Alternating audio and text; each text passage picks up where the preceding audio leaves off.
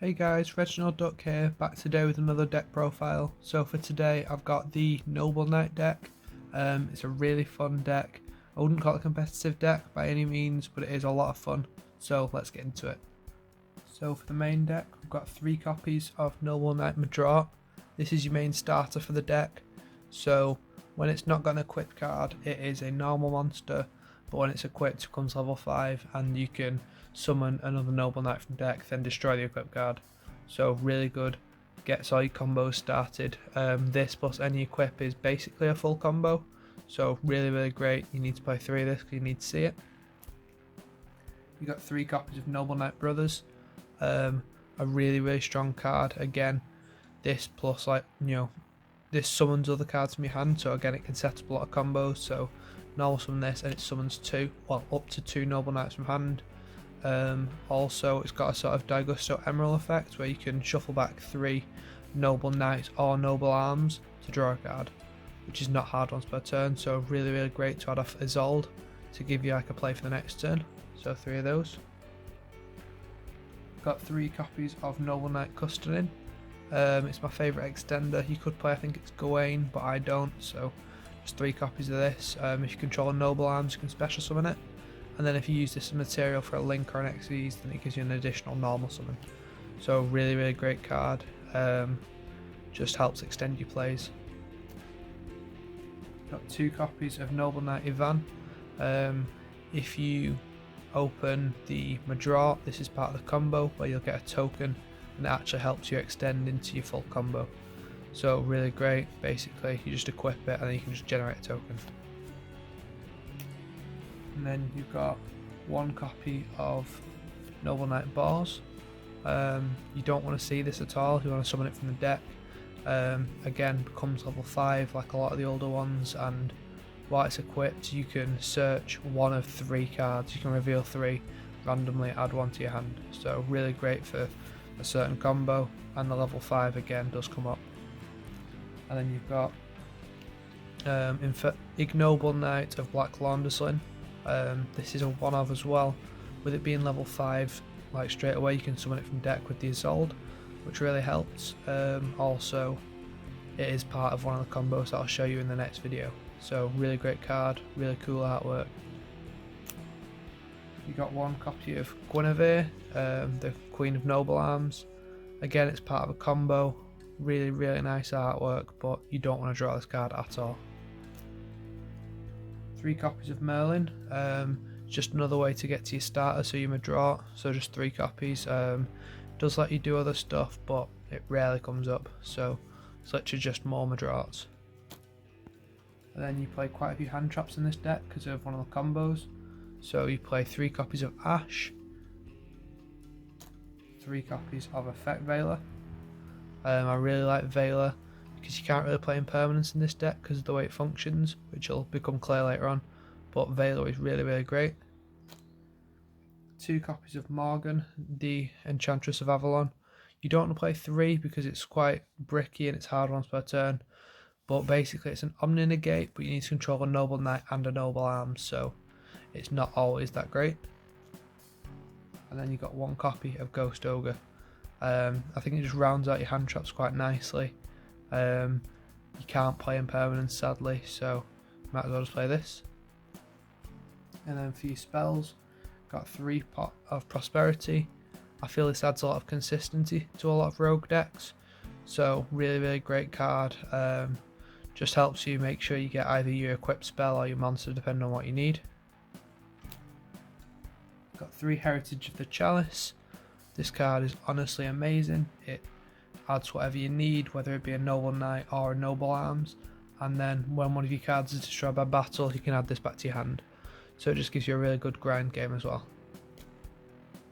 1 copy of Reinforcement of the Army. Really great card. Again, just another way to Madrat or Brothers if you need it. And then for your Noble Arms, you've got 2 Excalibur. This one protects from targeting. During your combo, make sure that you're not re-equipping this because it is the only Noble Arms that does not re-equip. You've got 2 copies of Destiny, which are these 2. So this one protects against destruction once per turn. So really, I mean, wow, look at the artwork, but really cool card. Part of your combo, you will be able to send it from deck and then deck to grave and then equip it. So a really great card. One Caliburn. This is the one you want to start your combos with ideally because it does re-equip, but also you can just keep gaining 500 every time it re-equips. So really great. Got one copy of Clarent. It's just a name that you need because there need to be different names to send off a sold. Gallatin. This is part of your combo as well. You will want this one. So one Gallatin. One Arthurian. Really great card. Just helps. I think it pops sets. So then one copy of Arthurian.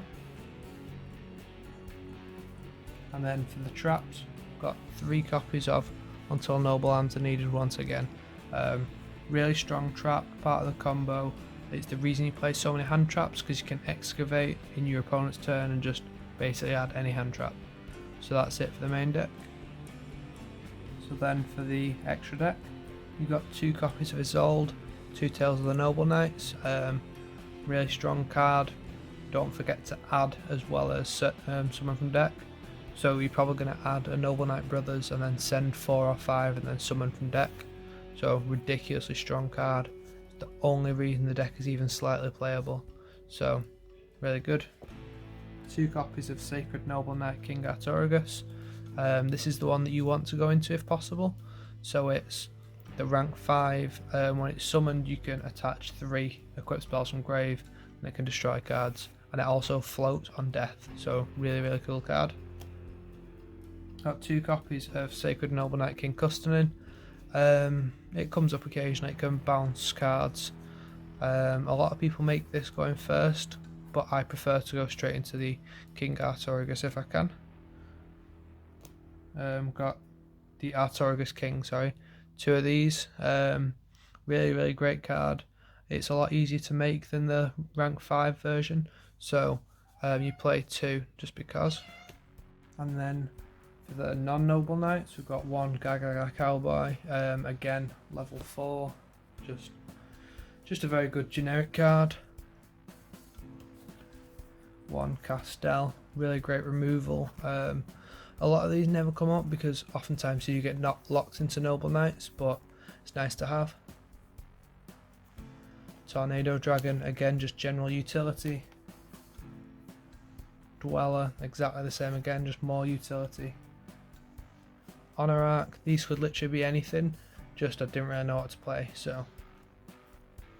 Emerald, it might come up in case you waste all 3 brothers, but it really shouldn't if you're playing properly, let's be honest. And then lastly, you've got 1 Exciton Knight. Doesn't come up often, but the extra deck is not tight at all. If you really wanted, you could play 3 of everything, of all your noble knights, but I'm only playing 2 of each, which gives you a lot of room for your rank 4 toolbox. So that's it for the extra deck. And then for the side deck, we've got 3 copies of Nibiru because you really don't have to go second. Really great card. This could be subject to change when Crossout Designator comes out in a few weeks because that card is amazing, but for now 3 Nibiru. Really oppressive card. I think everyone hates it if I'm honest, but you know, there it is.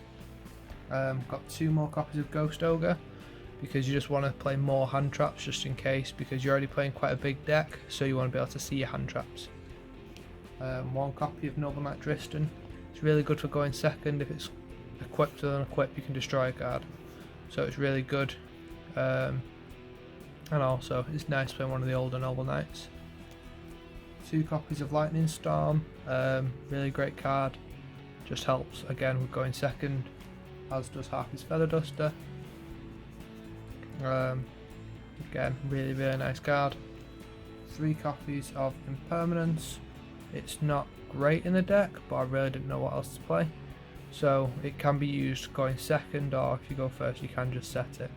It can't be searched off the well, it can be added off the Excavate, but obviously you can't activate because you control cards, so it's not optimal, but it's always good to have going second. You don't want to get, you know, full comboed or anything. And lastly, if they do full combo you, just want to be able to evenly matched. Just start the game over pretty much.